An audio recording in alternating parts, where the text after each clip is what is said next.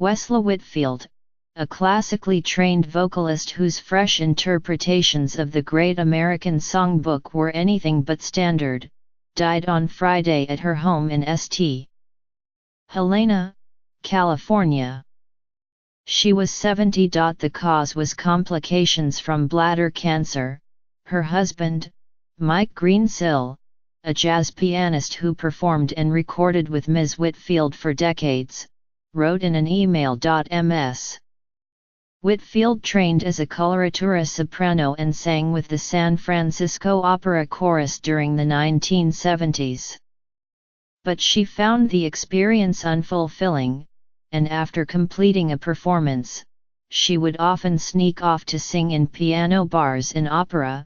The voice was the only thing of importance, Ms. Whitfield told the San Francisco Chronicle in 1995.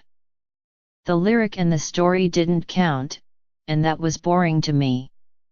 I'm very interested in the song and the story that it has to tell. Ms. Whitfield told those stories with a clear, strong voice that could be languid or sprightly, playful or demure. Among those who praised her singing was Tony Bennett, who called her a wonderful singer who thrills me when I hear her, the Los Angeles Times reported in 1996. A 1994 review in Newsday by Gene Seymour compared her to the celebrated swing-era vocalist Lee Wiley. Her tone has a bracing, enveloping clarity reminiscent of Lee Wiley, who, like Whitfield, could make a song bend or jump in mid-verse without losing control of her timbre. Ms. Whitfield's career took hold at West Coast clubs like the Cinegrill in Los Angeles and the Raz Room and the Empire Plush Room in San Francisco. She later became a regular performer at venues like the Oak Room of the Algonquin Hotel in Manhattan. But before that career had really begun, Ms. Whitfield had to surmount the kind of obstacle that few singers ever face. Her life changed forever after a chance encounter that turned violent on a San Francisco street in 1977. Two little boys came up to me and spoke, "You better come with us," Ms. Whitfield told the Associated Press in 1999.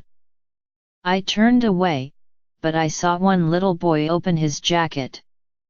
The boy drew a gun and shot Ms. Whitfield. The bullet struck her spine, and she was paralyzed from the waist down.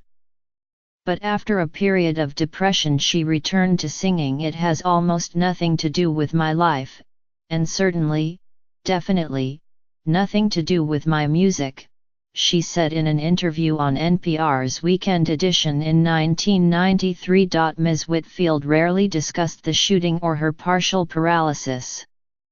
Although she used a wheelchair, for many years she performed seated on a chair or stool, usually after being carried on stage by Mr. Greensill, because she did not want to distract the audience from her voice. She met Mr. Greensill in 1981, and he soon became her pianist and arranger.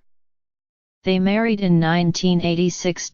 Ms. Whitfield's supple voice and Mr. Greensill's dashes of improvisation reinvigorated familiar songs by Cole Porter, Irving Berlin, Rogers, and Hart, and others, whose work they both considered timeless. "We think of the songs we perform as classic, yes," Ms. Whitfield told the New York Times in 1996.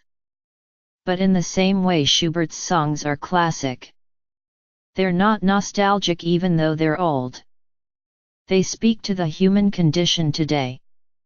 In their interpretations of songs like A Kiss to Build a Dream On and When You Wish Upon a Star, the mixture of their different musical backgrounds created an unusual sound that set them apart from similar lounge and cabaret acts." Although Ms. Whitfield and Mr. Greensill are not the only married cabaret performers who work together, no cabaret couple in recent memory has expressed their devotion through such intense but subtle musical communication, Stephen Holden wrote of a 4-week engagement they played at the Oak Room in 1993. They released Until the Real Thing Comes Along, 1987, and other albums on their own label, Maiho Records, before the Grammy-winning producer Orrin Keepnews signed them to his label, Landmark, in the early 1990s.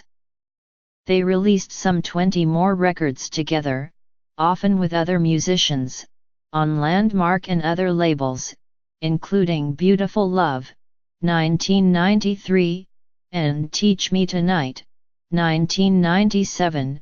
In the 1990s, Ms. Whitfield and Mr. Greensill performed at Carnegie Hall and at a White House luncheon for Hillary Clinton, then the First Lady, and spouses of senators.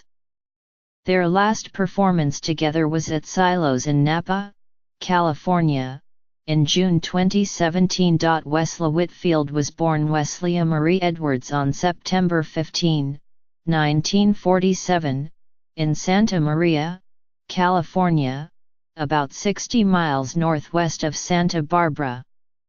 She was the youngest of 3 daughters of Vernon Edwards, a welder who worked in oil fields, and the former Eleanor Smith, a homemaker.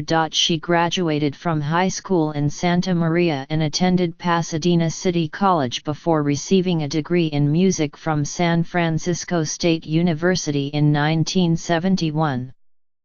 She started singing with the San Francisco Opera that year and stayed with the company for the next 4 years, before her preference for nightclubs won out.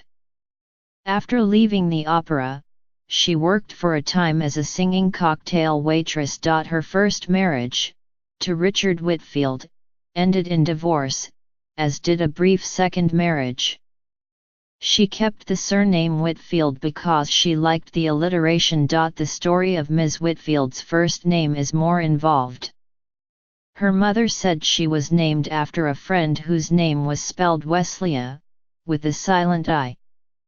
Ms. Whitfield dropped the confusing I from her name after her mother's death in 1998 and later met the friend, who told her that her name had always been spelled Wesla.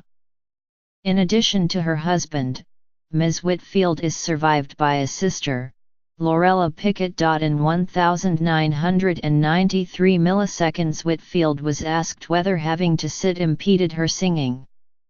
"Not at all," she replied. "I've always preferred sitting," she said.